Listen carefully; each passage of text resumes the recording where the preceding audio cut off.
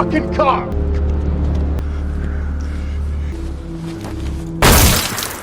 Wait, fucking wait! At the beginning of the film, Harry wakes up in bed and stares intently at an old photograph. He gets up, uses his asthma inhaler, and has breakfast alone with bread and jam. Afterward, he calmly washes the dishes. The loud scream of a woman echoes from outside, but Harry only glances out the window before ignoring it, as it is a common occurrence in the neighborhood. Soon, he finishes getting ready and leaves the house. Walking alone through the streets, he passes a tunnel filled with lively music. He checks his watch, then continues on his way. Harry goes to the hospital to visit his beloved wife. He gently caresses her, but she is in a very poor condition and shows no response. Later, he is seen in a bar just before Len arrives. The two begin a game of chess.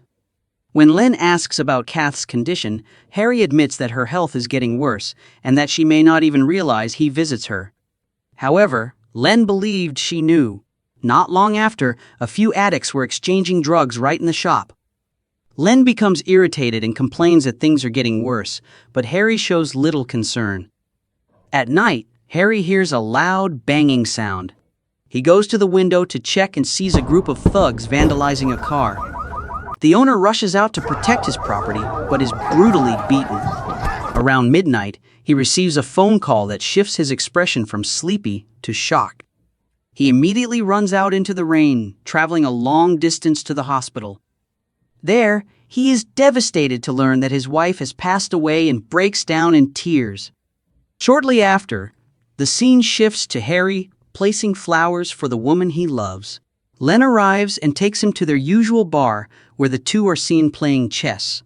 During this time, Harry shares a story from his days in the Marine Corps, recalling how a fellow soldier named Bob had helped him meet his wife. Harry recalls a memory of him and his wife spending an entire night dancing together. Len remarks that Harry has never talked about his time in the Marine Corps and asks if he had ever killed anyone. Harry does not answer directly, only saying that it's something one cannot ask. Len apologizes, and Harry admits that he left the Marines long ago, around the time he met his wife in a men's restroom. Len then confesses that he feels afraid of the people in their neighborhood, believing them to be savages. He shares that they have spat in his face and stuffed dog feces into his mailbox. In frustration, Len pulls out a knife, saying he's had enough of being pushed around. Harry stops Len, telling him he cannot go through with it. Len feels frustrated, believing Harry should have understood, and leaves in irritation during the night. Later, someone places a burning object inside Len's home, filling it with thick smoke. Seeing this, Len rushes to the front door, quickly extinguishes the fire, coughs heavily, then shouts and curses at those responsible. The next morning, 2 police officers arrive at Harry's house. They enter with a serious demeanor and ask if they can sit down to talk. Once the conversation begins, Harry learns that Len was involved in a serious incident the previous night. The police sadly deliver the news that Len had died. Harry was stunned, wondering how such a thing could have happened, and was told that Len had been attacked and found on a deserted street. He mentioned that just the day before, he and Len had met, played chess, and that Len had complained about some kids without naming anyone. After their conversation ended, the officers left, leaving Harry in tears over the loss of his friend. One of the officers, Alice, had recently transferred to the area. When her partner asked why she had chosen this assignment, she remained silent, offering no explanation. Later, Alice and her partner arrived at the home of a young man named Noel with a search warrant. Noel, who clearly appeared to be an addict, insulted Alice outright. The officers immediately arrested him on suspicion of murder. His mother broke down in tears and began screaming, prompting Noel to ask if he could speak to her to calm her down. When Alice allowed it, he told his mother to call his uncle for legal help. In addition to Noel, Alice and her partner also arrested 4 other thugs suspected of involvement in the murder. When confronted by the police, these men refused to cooperate and even pretended not to know who Len was. Among the suspects, Mark seemed nervous but denied it when Alice confronted him. Dean, clearly high, also refused to cooperate. Carl acted defiantly, questioning where the police had been when his brother died and showing no concern for their opinion. Although irritated by his attitude, Alice pressed on, asking if that was the reason Carl killed Len, and whether he had been defending himself or if Len had been the one trying to attack. Carl grew restless and refused to comment. Noel also refused to cooperate, insisting he should be released if there was no evidence. Mark, the weakest of the group, appeared fearful and had grown up in an orphanage where he claimed to have been abused. However, he later denied it, admitting it was a lie for his own benefit. Meanwhile, Noel was the most disrespectful, making crude remarks about hormones to Alice, describing how he would treat her, and claiming she would enjoy it. However, Alice did not get angry, and instead remarked that Noel was gradually losing control in the interrogation room. Even after that, he continued to show disrespect and mock the photos of Len. The next scene shows Harry at a cemetery with Len, then shifts to a bar where a woman is singing while Harry drinks alone. The bartender asks if he's had enough, noting that he's been there for quite some time. Harry decides to pay, pulls out his wallet, and a woman notices how much money he has. After leaving the bar, Harry walked under a bridge, where a drug addict confronted him and tried to rob him. The man threatened Harry, but as soon as he lunged, Harry quickly pulled out a knife and stabbed him before walking away and heading home. Once there, he removed his blood-stained clothes, took a shower, and went to bed. Lying down, he glanced to the side, clearly lost in memories of his wife. The next morning, Alice visited, and Harry invited her in. Upon entering, Alice noticed a photograph and realized that Harry had once served in the Marine Corps. Alice also noticed a chessboard, and Harry began explaining that he was learning to play, speaking with enthusiasm before realizing he had gone off topic. Eventually, Alice revealed that she was there because they had found the murder weapon. It was a military-grade weapon belonging to Len, with his fingerprints all over it. Harry quickly said he knew Len had it, as it had been passed down from Len's father. Alice explained that the problem was the court would view the case as self-defense, meaning the kids responsible would not face any charges. Shaken by the news of the murder, Harry became somber and asked Alice to leave, though she assured him she would keep him updated. Later, Harry took out an old memory box. Inside was a knitted note reading "I love you," likely from his wife, along with an old knife. Leaving them behind, he went to Len's house, which had been completely destroyed by fire. The walls were in ruins and the windows shattered. Stepping inside, Harry found an old photograph of Len and his wife. From Len's window, Harry spotted the old tunnel and saw the donkey group exchanging small white packets. Soon after, a couple passed by and was attacked. The woman was assaulted, and her boyfriend was beaten when he tried to defend her. After the attack, the couple fled. That night, Harry followed a thug to his house and knocked on the door saying he wanted to do business. As soon as Harry stepped into the house, Stretch pointed a gun at his face, but the drug addict with him intervened to defuse the situation. Harry said he wanted to buy a gun, making up a story about using it to shoot pigeons from his rooftop. Stretch left the room, and Harry quietly followed him into another room that resembled a small farm. He then moved into the next room, where Stretch was watching a TV, showing a drugged-out woman while he clapped in excitement. Harry felt uneasy watching the video and noticed a young woman lying unconscious on the couch. Stretch suggested he could do anything to her for money.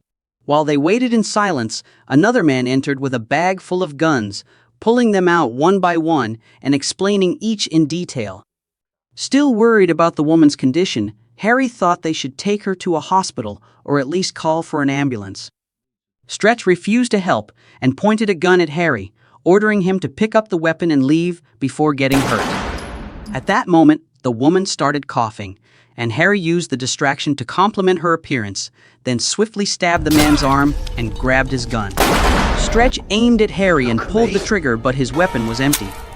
Harry shot the other man, then fired multiple rounds at Stretch. When Stretch tried to flee, Harry chased him down, finding him collapsed and mocking him for not keeping his weapon on hand. Harry recalled a soldier who had died in a similar way before shooting the attacker.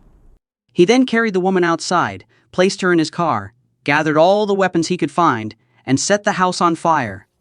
After taking her to the hospital and leaving some cash for her, he drove off with his horn blaring. Meanwhile, at her office, Alice was told that her investigation was moving too slowly. Her boss emphasized that from now on, any activity or crime involving firearms would not be tolerated. Harry went to a church and left all his money there. Alice visited the girl, wondering why someone would kill 2 drug dealers only to rescue a woman in the middle of the night. Meanwhile, Harry kept watch on a tunnel through a broken window. He saw a man approach Noel, demand money, and threaten him before calling Mark over. As soon as Mark struck the man hard on the head, Harry shot him dead. Mark, shaken, soon went with Harry to Len's house. There, Harry tied him up and questioned him about Len. When Mark claimed to know nothing and refused to cooperate, Harry whipped and tortured him. Harry pulled out his gun and threatened to shatter both of Mark's kneecaps. Eventually, Mark admitted that an old man had come to threaten him and his friends, adding that his friend had slapped Len. Harry didn't believe him, but Mark insisted he had recorded everything on his phone. Harry took the phone and watched a video showing his best friend being brutally murdered by a gang. He then demanded to know who had stabbed his friend. The scene shifts to Noel flirting with and kissing a woman, surrounded by other couples making out under the tunnel. Suddenly, Noel notices Carl limping toward them, crying and warning about a man with a gun. A group of thugs draw their weapons and slowly approach Mark, but one of them panics and fires randomly, accidentally hitting Mark. From the opposite side, Harry finishes off both Mark and the gunman.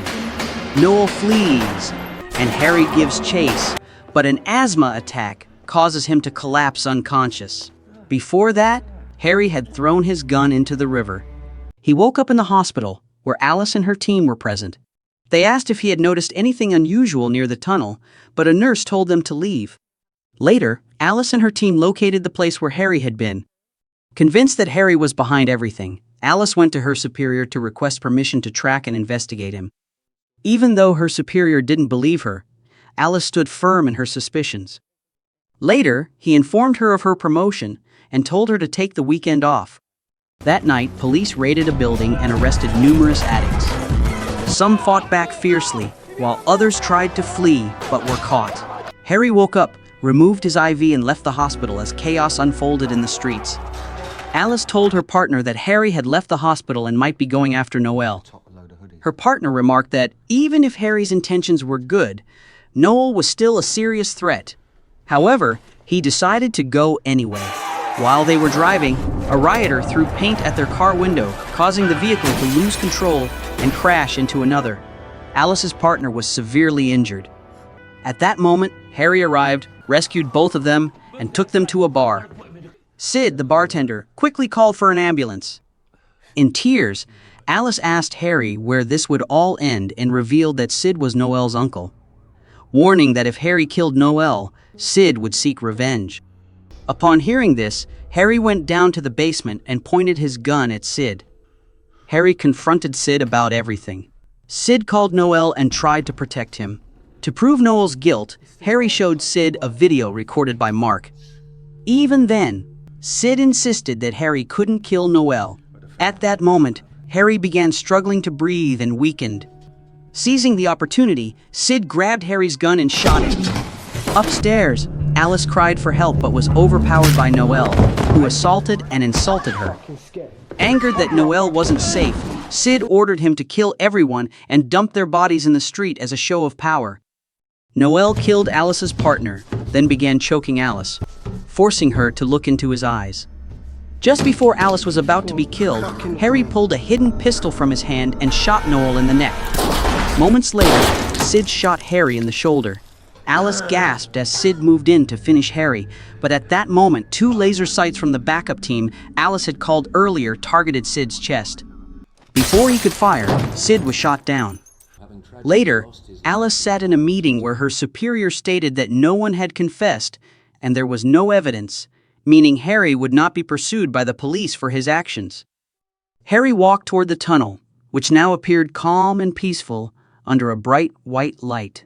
As he entered, it was clear his efforts had brought a measure of peace to the place.